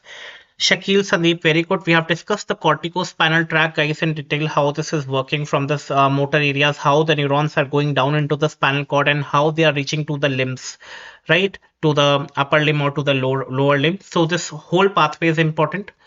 The corticobulbar tracts, obviously the medial one got deleted, but it's still there in the video, right? We have discussed the extrapyramidal tracts. We have discussed the centers. I will be discussing each part of the brain. No need to worry if you are not remembering right now. We will be starting with the brainstem tomorrow, and we have discussed these tracks also, right? So I will be discussing about the medulla oblongata tomorrow and the pons tomorrow. So I will be covering again, all these things will come. Okay, so no need to worry. We'll be like dealing with all this. Now coming on to the arterial supply of the spinal cord. Now coming on to the arterial supply of the spinal cord, and I firmly believe, guys, whenever we are discussing any arteries, I will be discussing the arterial supply of the brain. I will be discussing about the arterial supply in every part. Always start from the left ventricle. Always start from the left ventricle. We already know, guys, we have like four chambers of the heart. We have the left atrium. We have the left ventricle, right? We have the left ventricle, and from the left ventricle, what comes is that is the aorta. Aorta, right? I'm teaching you this for the first and the last time, guys, today. Now, aorta has like three parts. The aorta, okay, the aorta first, it is like, or if I just want to make it more clear, what is this arch of aorta means? So this aorta, it is coming like this, right? So yes, this is the aorta, and this aorta basically comes from the left ventricle. This aorta comes from the left ventricle. Now aorta has an ascending part. It is forming an arch, and it has descending part. It is going down like this. In the thoracic region, it is called thoracic aorta. Below the diaphragm, it will be called as, yes, the abdominal aorta. The abdominal aorta. Now guys, again I'm telling you everything. Okay, this LA basically means the left atrium. This LA basically means the left atrium. We have four chambers of the heart. This LV means the left ventricle. This LV means the left ventricle. Now, can you tell me the arch of aorta has how many branches, guys? The arch of aorta has how many branches, guys?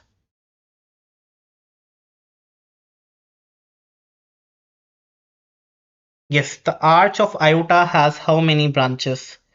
Yes, it has three branches, guys. Very important. You should know that this is the, yes, brachiocephalic trunk. Brachiocephalic trunk. Right? We have, okay, this is the brachiocephalic trunk. We have the left subclavian artery. Left subclavian artery. Left subclavian artery. We have the left common carotid artery. Left common carotid artery. Okay. Now guys, again, it makes some sense, guys. The heart is located more like left 2/3 and right 1/3. So it has to take some extra branch to supply to the upper limb. That's why the brachiocephalic trunk, basically it is just like the filling of this extra length, guys. This brachiocephalic trunk will be, yeah, will be, yeah. We have the right subclavian artery. Right subclavian artery, and we have the right common carotid artery. Right common carotid artery. This is something that you guys already know. This is something that you guys already know. If I ask you Again, guys, the right subclavian artery, it is a branch of brachiocephalic trunk. Brachiocephalic trunk coming from aorta, aorta coming from the left ventricle. Now, guys, this is something like how you have to learn the arteries. You have to pick one artery and you have to trace the path of that artery. That is something very, very important. Now, if you don't trace the path, guys, every time you will know, start to memorize this is a branch of this, this is a branch of this will make no sense. The left subclavian artery, it is coming from arch of aorta, aorta coming from the left ventricle. Every time, try to reach the left ventricle of the heart and it will make your work very, very easy. It will make your work very, very, very, very easy. Now,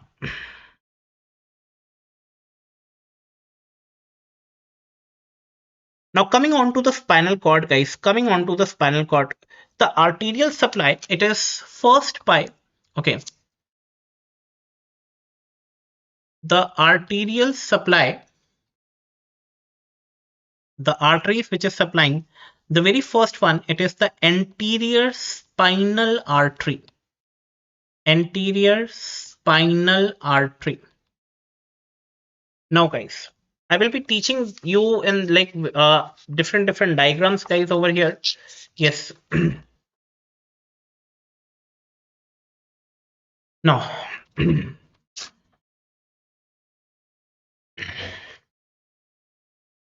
okay, we have again the second one, we have the posterior spinal arteries. Posterior spinal arteries. Arteries means we have two posterior spinal arteries, right posterior spinal artery and left posterior spinal artery. And the third one, guys, that I'm just writing over here, we have the radicular arteries. We have the radicular arteries. Now, guys, we don't know where these arteries are coming from, and we have to make a path to learn where these arteries are coming from. Now, now, guys, you already know.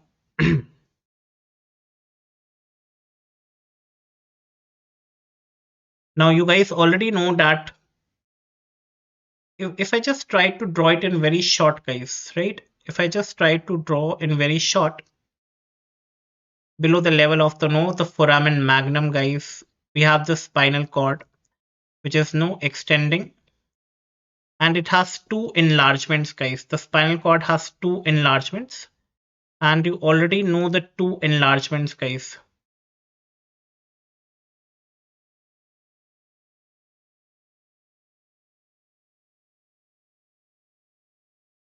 Now, can you tell me which enlargement is this? Which enlargement is this, and which part of the spinal cord is this? Now, this is something that you guys already know. We have the cervical enlargement.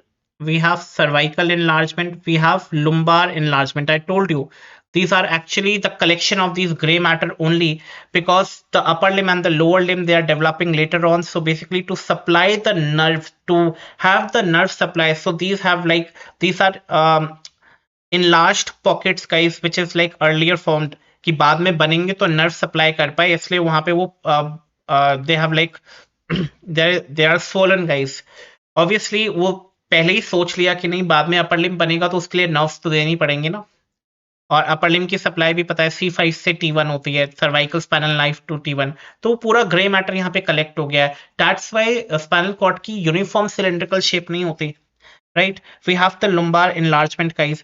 Apart from that, you guys already know this is called as the conus medullaris. Conus medullaris. Right, we have the cervical enlargement,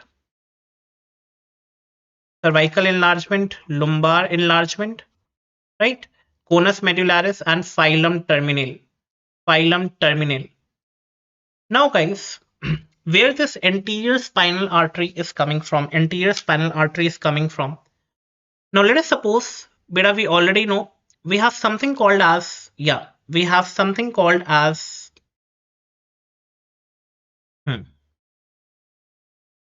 subclavian artery. We have something called as the subclavian artery, whether it is right or whether it is left. You already know the subclavian artery, where it is coming from. The subclavian artery, guys, will be giving rise to the vertebral arteries, right? The fourth part actually, it will be giving rise to this vertebral arteries, and these vertebral arteries will be entering into the spinal cord, right? I mean, they will be going.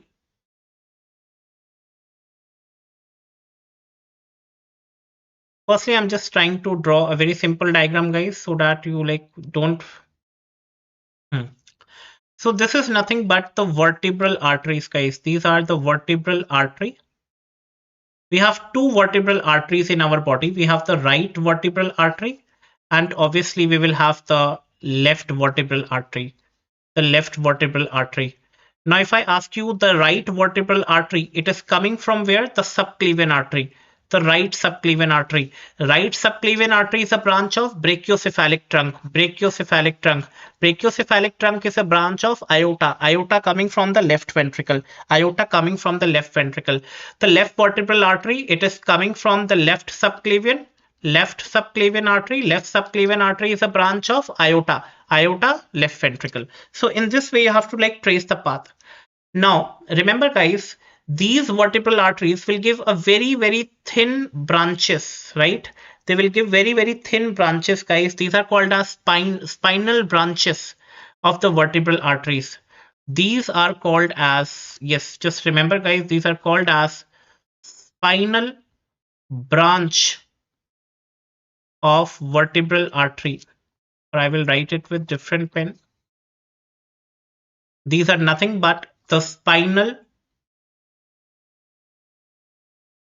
these both guys, these both spinal branches of vertebral artery, spinal branches of this vertebral artery. And together these both arteries in the middle line of the spinal cord, they will together give rise to this anterior spinal artery. They will together give rise to this anterior spinal artery, which will end at the level of the filum terminal. And this artery is nothing but the anterior spinal artery. Anterior spinal artery. And remember guys, this anterior spinal artery, which is running along the medial part of the anterior medial part of the spinal cord, it is the longest artery in the body. It is the longest artery, guys, in the body. It is the longest artery in the body. Now, my question to everyone over here, the anterior spinal artery, it is made up of. It is a combination of which two arteries? चलो answer बताओ इसका जल्दी से. The anterior spinal arteries are the combination of which two arteries, guys?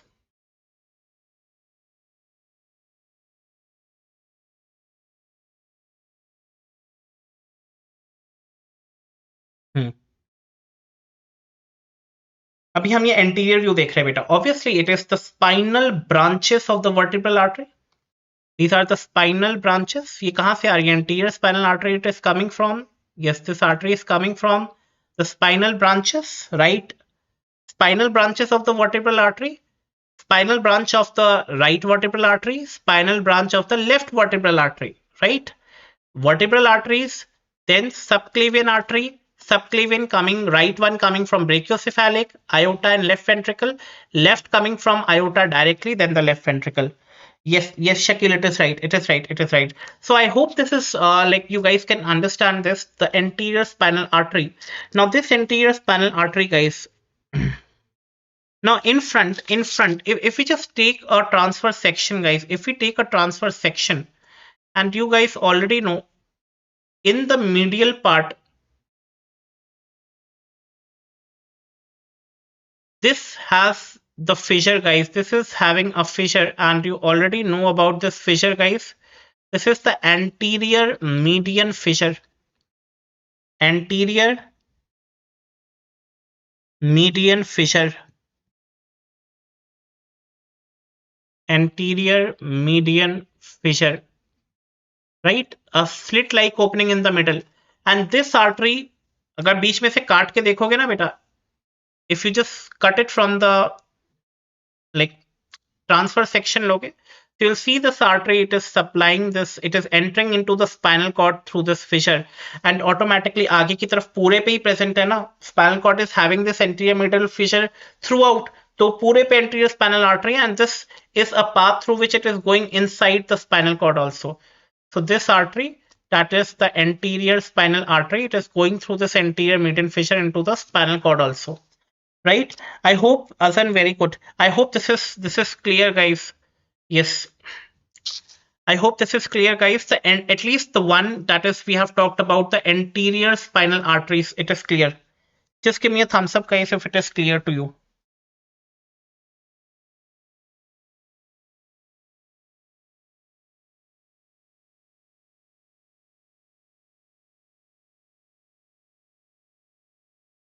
Hmm. Now let us look at the diagram which is given, guys.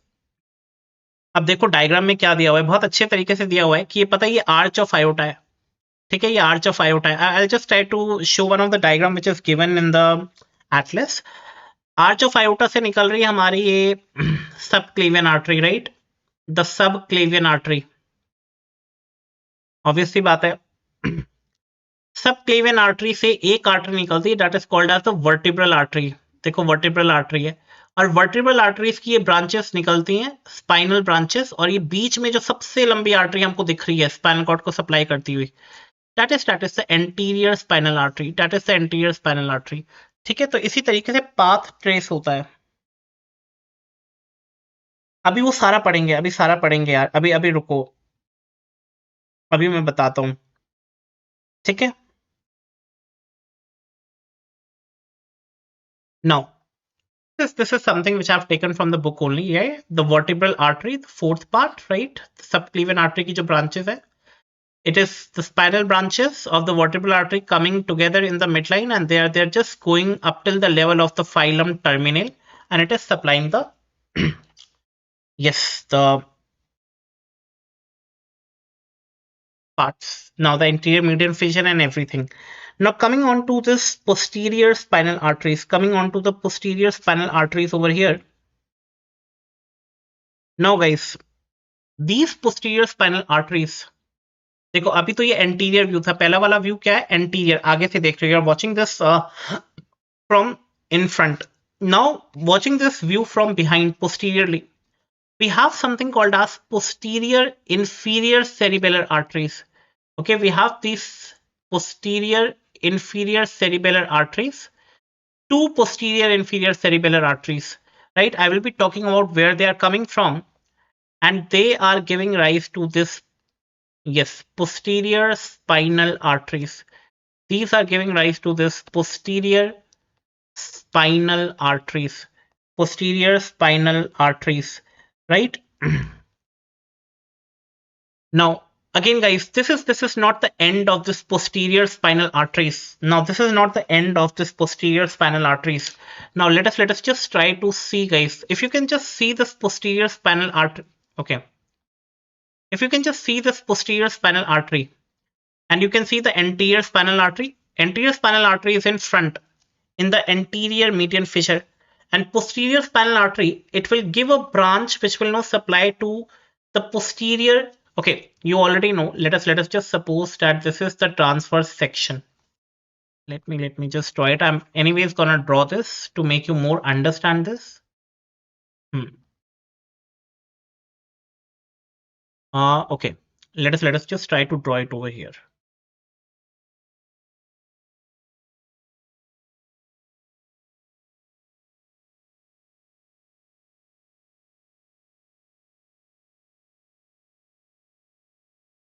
Now guys, you already know this is the posterior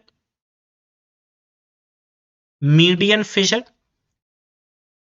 posterior median fissure, right? Just a, not a fissure, guys, there's not an opening, it's a sulcus. The posterior median sulcus is there, and we have the anterior median fissure. We have anterior median fissure.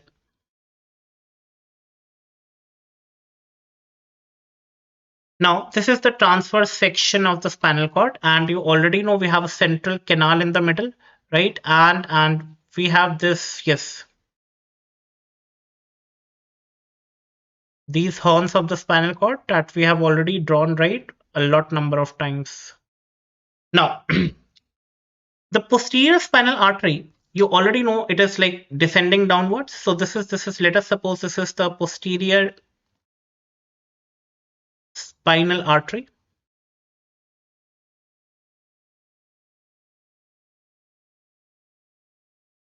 Now this posterior spinal artery, guys, remember this posterior spinal artery will be, now it will be like dividing into two branches, guys. It will be dividing into two branches, which will come in front from this. It is coming in front, right? It is coming in front, and one it will come in front, and one it will be like going towards the dorsal horn of the spinal cord. The dorsal horn of the spinal cord, you already know we have the, yes, the dorsal horn of the spinal cord, right? We have the anterior horn of the spinal cord, right? So that is something you guys already know, we have already discussed. So one branch will be coming in front, will be invading, obviously उसके हिसाब से आगे हो गया ना, to the posterior median sulcus, and one which will be running towards this dorsal horn of the spinal cord, dorsal horn of the spinal cord. So I hope this is clear, guys. This is clear, guys. That is about the posterior spinal artery.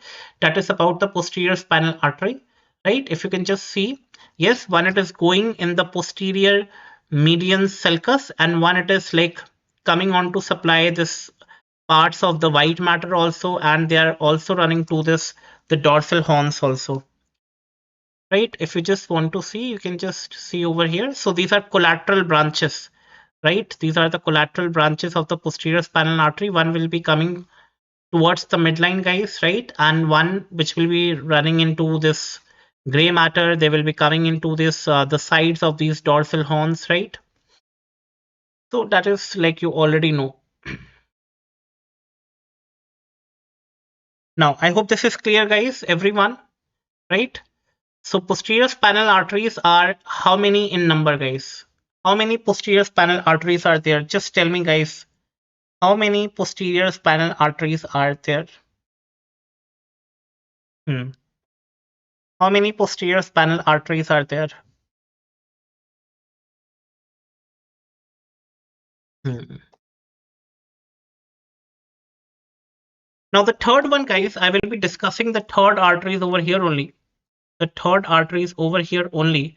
And these are nothing but the segmental arteries, or I can say the radicular arteries over here. The radicular arteries over here. Now, when I say radicular arteries, guys, the radicular arteries, they basically enter into the vertebral canal. They enter vertebral canal. Okay, they enter the vertebral canal throughout the intervertebral foramina. Obviously, इसके बाहर क्या present है, guys? You already know we have the vertebra. और vertebra का canal होता है, उसी में से तो ये पास करता है स्पाइनल कॉर्ड, ठीक है. They will enter into this vertebral canal, right? They will enter into the intervertebral foramina to now supply this different segments of the spinal cord, to supply segments of spinal cord, segments of spinal cord. You already know we have like discussed, we have different segments. We have cervical segment. You already know we have thoracic segment of the spinal cord. We have lumbar segment of the spinal cord. We have sacral segment of the spinal cord. We have coccygeal segment of the spinal cord. So we have different segments, guys, right?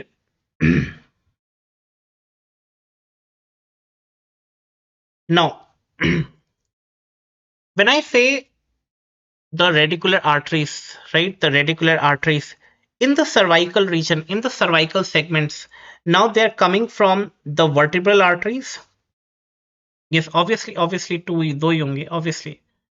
अगर मैं cervical region की बात करूं, तो cervical region में basically these radicular arteries. Now I'm drawing a radicular artery, guys. I'm just trying to draw a radicular artery. So we have two radicular arteries. Okay, let me just try to draw this nicely.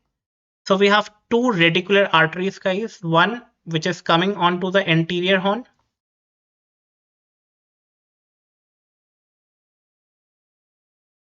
One which is coming onto this anterior horn. This is called as the anterior radicular artery. And the one coming through this posterior horn, that is the posterior radicular artery. So we have this, yes, this is the posterior radicular artery. And we have this anterior radicular artery. Anterior radicular artery. Now guys, you will ask me कि these radicular arteries, they are branches of what, kahan se aa rahi, where they are coming from, where they are coming from. Now guys, you already know these radicular arteries will have different origins. Now in the cervical region, they are coming from the vertebral artery.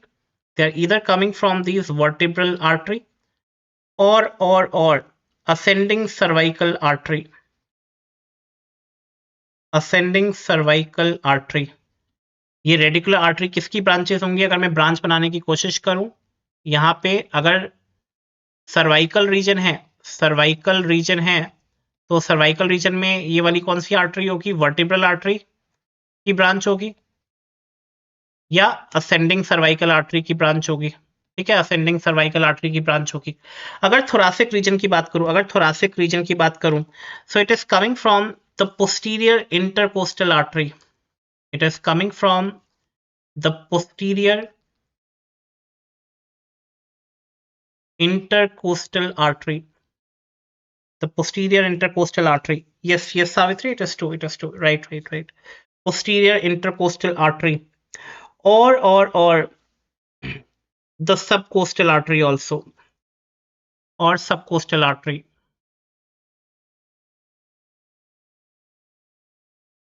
Posterior intercostal basically are the direct branches from the aorta, guys. They are directly coming from the dorsal aorta. Lumbar one basically coming from the lumbar arteries. You guys are going to find out these lumbar arteries are coming from where. Obviously, they are also the branches of these aorta. They are coming from the lateral sacral arteries.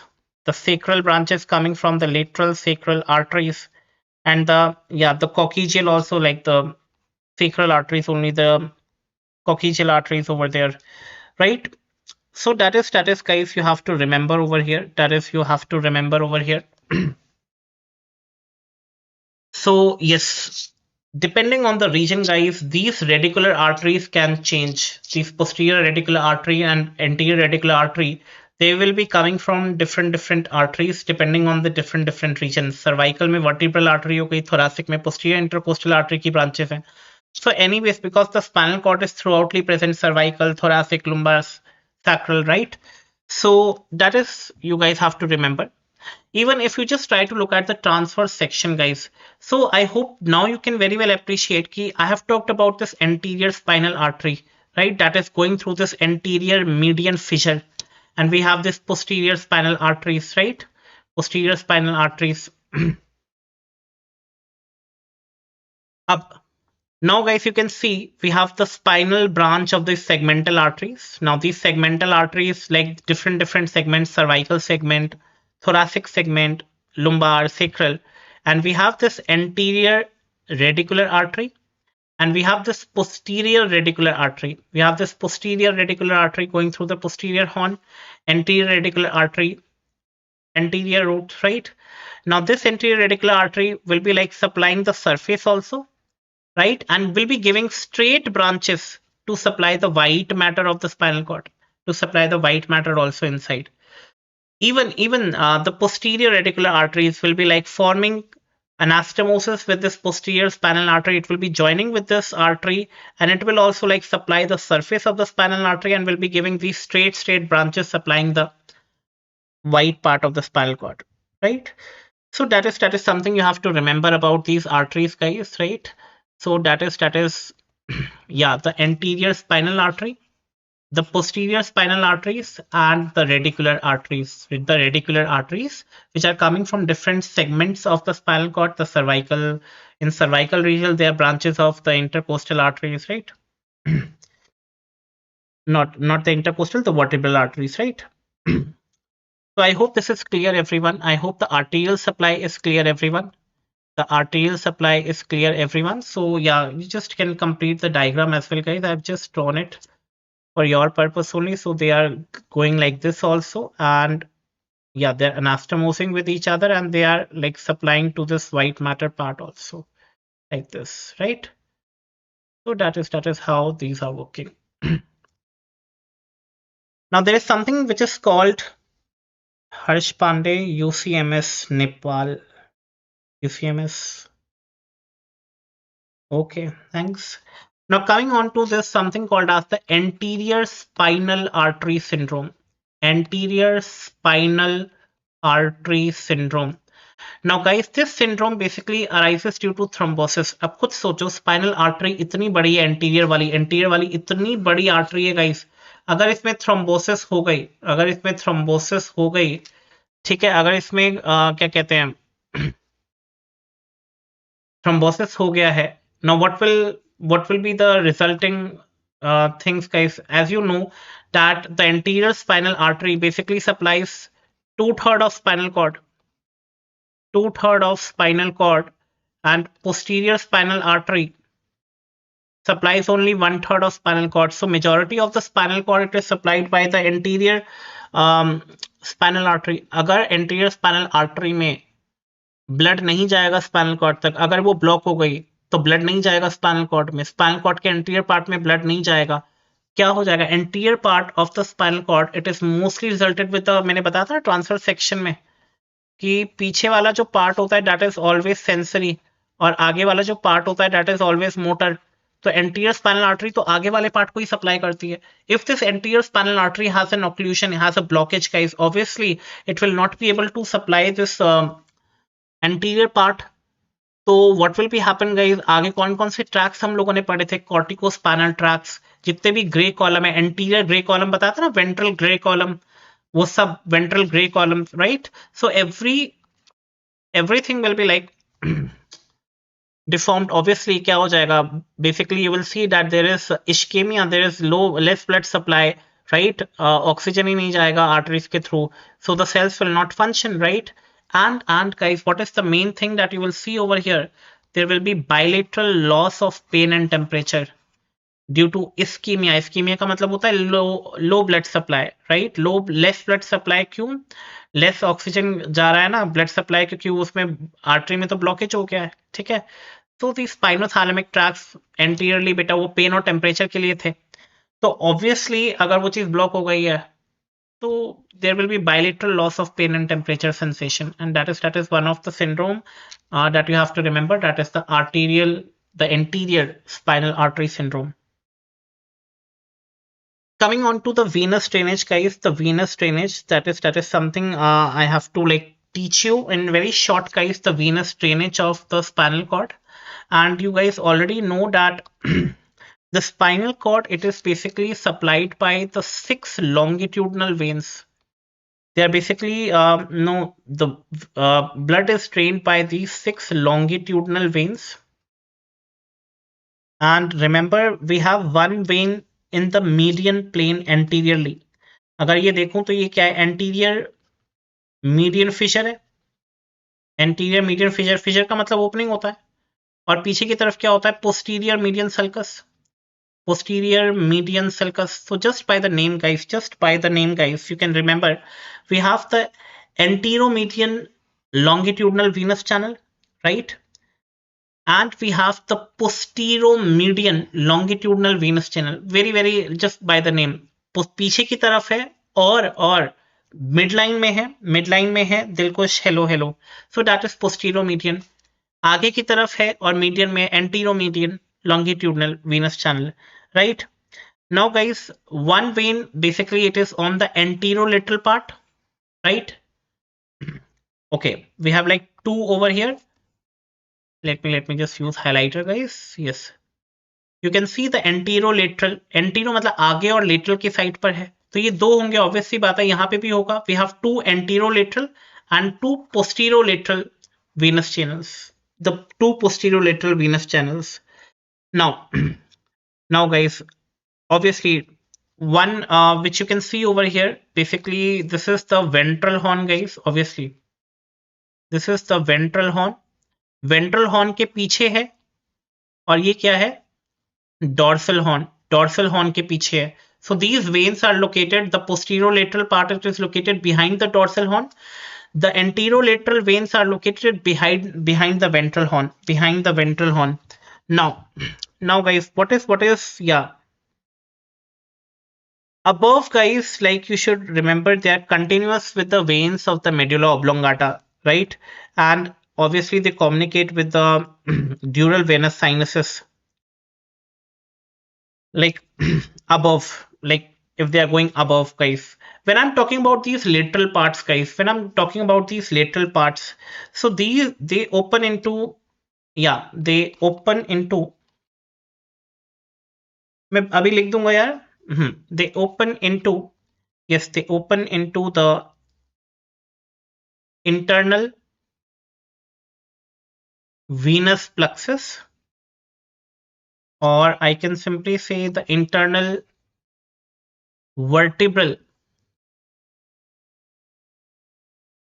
venous plexus. ये लिखा हुआ है यहाँ पे venous plexus guys, okay, which is drained by intervertebral veins, okay, which is drained by intervertebral veins, intervertebral veins that emerge from the intervertebral foramina, okay, to okay, these intervertebral veins basically they emerge from the intervertebral foramina, and basically you should remember the vertebral veins. Basically they will drain in the neck, right? The intercostal veins,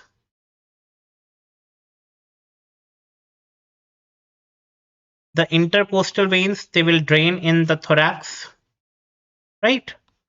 The lumbar veins, obviously they will be draining in the abdomen, and sacral veins will be draining in the pelvis. The sacral veins will be draining in the pelvis, guys. The sacral veins will be draining in the pelvis.